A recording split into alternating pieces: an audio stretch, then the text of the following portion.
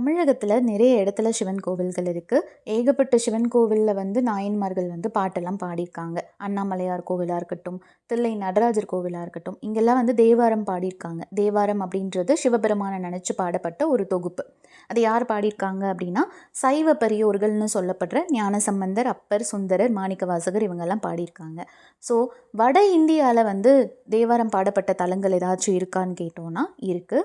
கேதார்நாத் அப்படின்னு சொல்லிட்டு ஒரு சிவன் கோவில் உத்தரகண்ட் மாநிலத்தில் இருக்குது.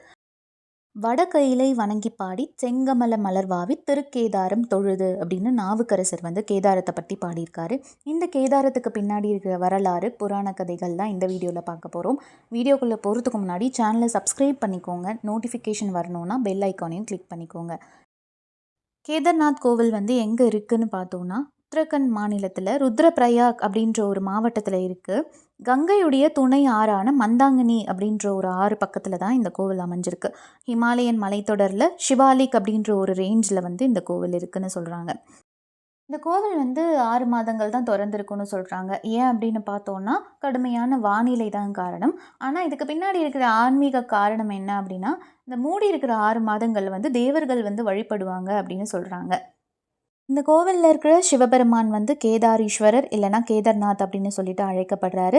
இதோடைய உயரம் என்ன அப்படின்னா 3583 மீட்டர் அளவில் இருக்குது. இந்த கோவிலை பாண்டவர்கள் தான் கட்டினாங்க அப்படின்னு சொல்லிட்டு புராண கதைகளில் இருக்குது. ஆனால் அதற்கான ப்ராப்பர் ஆதாரங்கள் எதுவுமே கிடைக்கல. கிபி 8ஆம் நூற்றாண்டில் ஆதிசங்கராச்சாரியார் வரும்போது இந்த கோவிலை சீரமைச்சிருக்காரு அப்படின்னு சொல்கிறாங்க. இந்தியாவில் 12 இடங்களில் ஜோதிர்லிங்கம் இருக்குது. அந்த 12 ஜோதிர்லிங்க தலங்களில் கேதார்நாத்தும் ஒன்று. ஜோதிர்லிங்கத்துக்கும் சிவலிங்கத்துக்கும் என்ன வித்தியாசம் அப்படின்னு பார்த்தோம்னா, சிவலிங்கம் மனிதர்களால் உருவாக்கப்பட்டது. சிவபெருமானை நினச்சி ஒரு இடத்துல அவங்களே உருவாக்குனாங்கன்னா அது சிவலிங்கம்னு சொல்கிறோம்.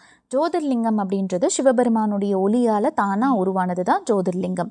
அந்த மாதிரி கேதார்நாத்தில் இருக்கிற ஜோதிர்லிங்கம் முக்கோண வடிவில் இருக்குதுன்னு சொல்கிறாங்க. ஏற்கனவே சொன்ன மாதிரி இது பாண்டவர்களால் கட்டப்பட்டதுன்னு சொல்கிறாங்க. அந்த கதையை நம்ம தெரிஞ்சுக்கிறதுக்கு முன்னாடி இதுக்கு பின்னாடி இன்னும் சில கதைகள் இருக்குது. அதை ஒன்று ஒன்றா பார்க்கலாம். முதல் கதை என்ன அப்படின்னு பார்த்தோம்னா, பிருங்கி முனிவர். பிருங்கி அப்படின்னு சொல்லிட்டு ஒரு முனிவர் தமிழகத்தில் இருந்தார். அவருக்கு ஒரு குணம் இருக்குது. என்ன அப்படின்னா, சிவன் தவிர யாரையும் நான் வணங்க மாட்டேன், சிவபெருமானை மட்டும்தான் நான் வழிபடுவேன் அப்படின்ற ஒரு குணத்தில் உறுதியாக இருந்தார். ஆனால் எப்போவுமே சிவனுடைய திருவிளையாடல் தான் நம்ம பார்த்துருப்போம். இந்த டைம் உமையம்மை அப்படின்னு சொல்லப்படுற பார்வதி அம்மையோடைய திருவிளையாடல் ஆரம்பிக்குது. அவங்க சோதிச்சு பார்க்குறாங்க பிருங்கி முனிவரை. அது எப்படி சிவபெருமானை மட்டும் நீங்கள் வழிபடுவீங்க அப்படின்னு சொல்லிட்டு அவருக்கு ஒரு சோதனையை கொடுக்குறாங்க. என்ன அப்படின்னா, சிவபெருமான் கிட்ட அவங்க வரம் கேட்டு தன்னுடைய இடப்பக்கம் எனக்கு வேணும் அப்படின்னு சொல்லி சிவபெருமானுடைய இடப்பக்கத்தில் இணைஞ்சிட்றாங்க. அதுதான் நம்ம அர்த்தநாரீஸ்வரர்னு சொல்கிறோம். ஆனால் அப்பயும் பிருங்கி முனிவர் உறுதியாக இருக்கார், சிவபெருமானை தவிர வேறு யாரையும் வணங்கக்கூடாது அப்படின்னு சொல்லிட்டு வண்டு உருவம் எடுக்கிறாரு. வண்டு உருவம் எடுத்து சிவபெருமானுடைய தலையை மட்டும் சுற்றி வராரு. அப்போது இதை பார்த்து கோவப்பட்ட உமையம்மை என்ன பண்ணுறாங்க அப்படின்னா, இன்னொரு சோதனையும் கொடுக்குறாங்க. அவரை வலுவிழுக்க செய்கிறாங்க. அவருடைய உடம்புல சக்தியே இல்லாமல் நடக்கக்கூட முடியாமல் ஆயிடுறாரு பிருங்கி முனிவர். நடக்க முடியலன்னா என்ன, நான் சிவபெருமானை தவிர வேறு யாரையும் வணங்க மாட்டேன் அப்படின்னு உறுதியாக இருக்காரு. சிவபெருமான் மனசிறங்கி அவருக்கு 3வது கையையும் 3வது காலையும் கொடுக்குறாரு. ஏதாச்சும் ஒரு சிவன் கோயிலில் இந்த மாதிரி ஒரு சிலை இருந்துச்சுன்னா அது பிருங்கி முனிவர் அப்படின்னு அர்த்தம்.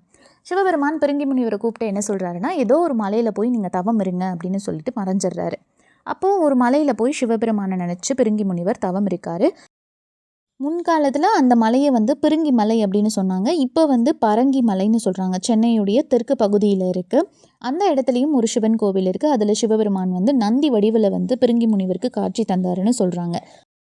இது சம்மந்தமாக இன்னொரு கதை என்ன சொல்கிறாங்க அப்படின்னு பார்த்தோன்னா, ராவணன் ஆணவத்தில் நான் கைலாய மலையே தூக்க போகிறேன்னு சொல்லி தூக்குனதாகவும், சிவபெருமான் தன்னுடைய கட்டை விரல்னால் அழுத்தம் கொடுத்து ராவணனுக்கு தப்பு புரிய வச்சதாகவும் சொல்லப்படுது. ராவணன் தப்பை உணர்ந்து யாழ் இசைச்சாரு அப்படின்னு சொல்கிறாங்க. தன்னுடைய கை, தலை, நரம்பெல்லாம் எடுத்து யாழ் ஒன்று பண்ணி யாழ் இசைச்சு சிவபெருமான் கிட்ட மன்னிப்பு கேட்டார் அப்படின்னு சொல்கிறாங்க. மகாபாரத போர் தொடங்கிறதுக்கு முன்னாடி இந்த மலை மேலே தவம் இருந்து தான் சிவபெருமான் கிட்ட அர்ஜுனன் பாசுபதாஸ்திரத்தை வாங்கியிருக்காரு. பாசுபதாஸ்திரம் அப்படின்றது சிவபெருமானுடைய நெற்றிக்கண்ணிலேருந்து வந்த சக்தியை வச்சு உருவாக்கின ஒரு வெப்பன் தான். அதை அர்ஜுனன் பயன்படுத்தியிருந்தால் ஒரே நிமிஷத்தில் போர் முடிவடைந்திருக்கும். அந்தளவுக்கு சக்தி வாய்ந்தது அப்படின்னு சொல்கிறாங்க. இன்னொரு புராண கதை என்ன அப்படின்னு பார்த்தோம்னா, மகாவிஷ்ணுவுடைய அவதாரங்களான நரநாராயணர்கள் வந்து சிவபெருமானை நினச்சி பூஜை பண்ணுறாங்க. சிவபெருமானும் மனம் மகிழ்ந்து அவங்கக்கிட்ட என்ன வரம் வேண்டும் அப்படின்னு கேட்குறாங்க. அதுக்கு நரநாராயணர்கள் வந்து, இந்த இடத்துல நீங்கள் வந்து லிங்கமாக காட்சி தரணும் மக்களுக்கு, மக்கள் வந்து தினமும் உங்களை வழிபடணும் அப்படின்னு சொல்லி வரம் கேட்டதாகவும், அதனால தான் கேதார்நாத் உருவானதாகவும் ஒரு புராண கதையும் இருக்குது. இப்போ வந்து நம்ம முக்கியமான கதைக்களத்துக்கு வரலாம். பாண்டவர்கள் வந்து எப்படி இந்த கோவிலை கட்டினாங்க அப்படின்னு. பாண்டவர்கள் வந்து போரில் வந்து ஜெயிச்சிட்டாங்க. இருந்தாலும் அவங்க நிறைய பாவங்களை செஞ்சதான் அவங்க நினைக்கிறாங்க. ஏன்னா சூதாடினது தப்பு, கர்ணன் ரொம்ப நல்லவர் இல்லையா, கர்ணனை கொலை பண்ணிட்டாங்க, துரோணாச்சாரியா இந்த மாதிரி கௌரவர்கள் இந்த மாதிரி சொந்தக்காரங்களையே கொன்னுடுறாங்க. அது வந்து அவங்களுக்கு ஒரு குற்ற உணர்ச்சியாக மாறி சிவபெருமானை தேடி பாவ விமோக்ஷனம் பெற வந்து காசிக்கு போகிறாங்க. காசியில் போய் பார்த்தா சிவபெருமான் வந்து இல்லை. சரி கைலாயமே போகலாம் அப்படின்னு சொல்லி போயிட்டுருக்காங்க. அப்போது ஒரு இடத்துல வந்து சிவபெருமான் தெரிகிறாரு. அங்கே போகும்போது சிவபெருமான் வந்து இவங்களுக்கு காட்சி தர மறுத்து மறைஞ்சிடுறாரு. அந்த மறைஞ்ச இடம் தான் இப்போ நம்ம குப்த காசி அப்படின்னு சொல்கிறோம். சரி திரும்ப கைலாயமே போகலாம் அப்படின்னு போயிட்டுருக்காங்க. அப்போ ஒரு இடத்துல வந்து அசரீரி கேட்குது. அசரீரி அப்படின்னா உடலற்ற குரல், ஒரு தெய்வீக குரல் கேட்குது. அந்த குரல் என்ன சொல்லுது அப்படின்னா, நான் வந்து உங்களுக்கு தெய்வ வடிவிலையோ இல்லை மனுஷ வடிவிலையோ காட்சி தரமாட்டேன், நான் ஏதோ ஒரு உருவத்தில் இருப்பேன், நீங்கள் முடிஞ்சால் தேடி கண்டுபிடிச்சிக்கோங்க அப்படின்னு சொல்லி அந்த அசரீரி சொல்லுது. சரி உடனே இவங்க வந்து தேடுறாங்க. அங்கே வந்து ஒரு காளை மாடுகள் கூட்டம் இருக்கிறத பார்க்குறாங்க. அந்த கூட்டத்தில் ஒரு மாடு மட்டும் வித்தியாசமாக இருக்குது. ஸோ அந்த மாடு தான் சிவபெருமானாக இருக்க முடியும் அப்படின்னு சொல்லி நகுலனும் சகாதேவனும் சொல்கிறாங்க. பீமன் வந்து உடனே அந்த மாடை தொட்டு வணங்குறதுக்கு போகிறாரு. அப்போ அந்த மாடு வந்து தப்பி ஓடுது. இவங்களும் துரத்துறாங்க. ஒரு இடத்துல போய் வாலை பிடிச்சி இழுக்கிறாரு. பீமன் வந்து அந்த மாட்டுடைய வாலை பிடிச்சி இழுக்கிறாரு. அப்போது வந்து நிலத்தில் வந்து பயங்கரமாக ஒரு பிளவு ஏற்படுது. இப்போ அந்த மாடு உருவத்தில் இருக்கிறது சிவபெருமான் இல்லையா. சிவபெருமான் என்ன பண்ணுறாரு அப்படின்னா, இவங்களுக்கு காட்சி கொடுக்கக்கூடாது அப்படின்றதுக்காக தன்னுடைய உடம்பை வந்து மண்ணுக்குள்ளே புதைக்கிறாரு. ஸோ அந்த மாடு இழுக்க இழுக்க நீண்டுட்டே போகுது. எது வரைக்கும் நீண்டுட்டு போகுது அப்படின்னு சொல்கிறாங்கன்னா, நேபாள் வரைக்கும் நீண்டுட்டு போகுது. அந்த காளமாடுடைய வாலை பிடிச்சி இழுக்க இழுக்க அதோடைய உடல் பகுதி ஒவ்வொரு இடத்துல இருக்குது இல்லையா, அதோடைய திமில் எங்கே இருக்கோ, அதாவது ஹம்ப்னு சொல்கிறோம் இல்லையா, அது எங்கே இருக்கோ அங்கே தான் இப்போ கேதார்நாத் டெம்பிள் இருக்குது. அதனால தான் அந்த லிங்கமும் திமில் மாதிரி முக்கோண வடிவில் இருக்குது அப்படின்னு சொல்கிறாங்க. அவருடைய முகம், அதாவது அந்த காளமாடுடைய முகம் எங்கே இருக்கோ அங்கே தான் வந்து ருத்ரநாத் அப்படின்ற ஒரு டெம்பிள் இருக்குது. தலை எங்கே இருக்கோ அங்கே கல்பேஸ்வர் அப்படின்ற ஒரு லிங்கம் உருவாகுது. அதே மாதிரி கரங்கள், அதாவது கைகள் எங்கே இருக்கோ அங்கே தான் துங்நாத் அப்படின்ற ஒரு கோவில் உருவாகுது. இந்த துங்நாத் கோவிலை தான் உலகின் உயரமான சிவன் கோவில் அப்படின்னு சொல்கிறாங்க.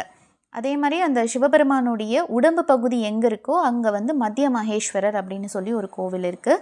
இப்படி தான் சிவபெருமான் மூலியமாக, அதாவது அந்த காளமாடு மூலியமாக இந்த 5 கேதாரங்களும் உருவாச்சு. ஆனால் இன்னும் பாண்டவர்களுக்கு அவர் காட்சி கொடுக்கல. திரும்ப அவங்க வந்து தேடி போகிறாங்க. அங்கே இன்னொரு அசரீரி கேட்குது. அப்போது என்ன சொல்கிறாரு அப்படின்னா, நீங்கள் நேபாளத்துக்கு வாங்க, அங்கே நான் வந்து காட்சி கொடுக்குறேன் அப்படின்னு சொல்கிறாங்க. அவங்களும் நேபாளத்துக்கு போகிறாங்க. இப்போ இருக்கிற பசுபதிநாத் அப்படின்ற ஒரு கோவிலில் தான் லிங்க வடிவில் அவங்களுக்கு காட்சி கொடுக்குறாரு. சிவபெருமானை வணங்கிட்டு பாவ விமோக்ஷனமும் வாங்கிட்டு திரும்ப அந்த கேதார்நாத் லிங்கம் இருக்கிற இடத்துக்கு வராங்க. ஏன் அப்படின்னா, பீமன் தானே வந்து வாலை பிடிச்சி இழுத்தாரு, அது தவறுன்னு உணர்ந்து பூஜை பண்ணுறதுக்காக வராங்க. அங்கே இருந்த லிங்கத்துக்கு வந்து நெய்யால் அபிஷேகம் பண்ணுறாரு பீமன். அதனால தான் இப்போயுமே கேதார்நாத் கோவிலில் வந்து நெய் அபிஷேகம் வந்து ரொம்ப ஃபேமஸாக இருக்குது. அந்த லிங்கம் இருக்கிற இடத்துக்கு வந்து அவங்க ஒரு கோவிலை எழுப்பினதாகவும் அதுக்கப்புறம் அவங்க வந்து சொர்க்கத்தை தேடி போனதாகவும் சொல்லப்படுது. எல்லாமே புராண கதைகளில் சொல்லப்படுற ஒரு விஷயம்தான். ஆனால் இப்போ வரைக்கும் அந்த கோவிலை யார் கட்டினாங்க, எந்த காலத்தில் கட்டப்பட்டது அப்படின்றதுக்கான உண்மையான ஆதாரங்கள் எதுவும் கிடைக்கல. நிறைய நேச்சுரல் டிசாஸ்டர்ஸ், பேரழிவுகளையும் அந்த கோவில் தாங்கி நிற்குதுன்னு சொல்கிறாங்க. அது எப்படின்னு ஆராய்ச்சியாளர்கள் வந்து ஆராய்ச்சி செஞ்சு பார்த்துமே அவங்களால கண்டுபிடிக்க முடியல. இதுக்கு உதாரணம் என்ன அப்படின்னா, 2013 வந்து நிலச்சரிவு ஏற்பட்டு ஊருக்குள்ளெல்லாம் தண்ணி வந்துருச்சு. அப்போ அந்த வெள்ளத்துலேயுமே அந்த கோவிலுக்கு ஒன்றுமே ஆகலை, நிலச்சரிவுலையும் எதுவும் ஆகலை. எங்கேருந்தோ ஒரு பாறை வந்து அந்த கோவிலுக்கு பின்னாடி விழுந்ததாகவும் அந்த பாறை தான் வந்து அந்த தண்ணி வெள்ளத்தெல்லாம் தடுத்து நிறுத்தினதாகவும் சொல்லப்படுது. ஆனால் அதுக்கப்புறம் அவங்க ஆராய்ச்சி பண்ணி பார்த்ததுக்கு கூட எந்த ஒரு பதிலும் கிடைக்கல அப்படின்றது தான் உண்மை. ஒரு படி மேலே என்ன சொல்கிறாங்க அப்படின்னா, ஆராய்ச்சியாளர்கள் இன்னும் 4000 வருஷம் கூட அந்த கோவில் வந்து பேரழிவுகளை தாங்கக்கூடிய ஒரு கட்டமைப்பில் தான் இருக்குது அப்படின்னு சொல்கிறாங்க. சிவா சிவாய போற்றியே, நமச்சிவாய போற்றியே, பிறப்பருக்கும் ஏகனே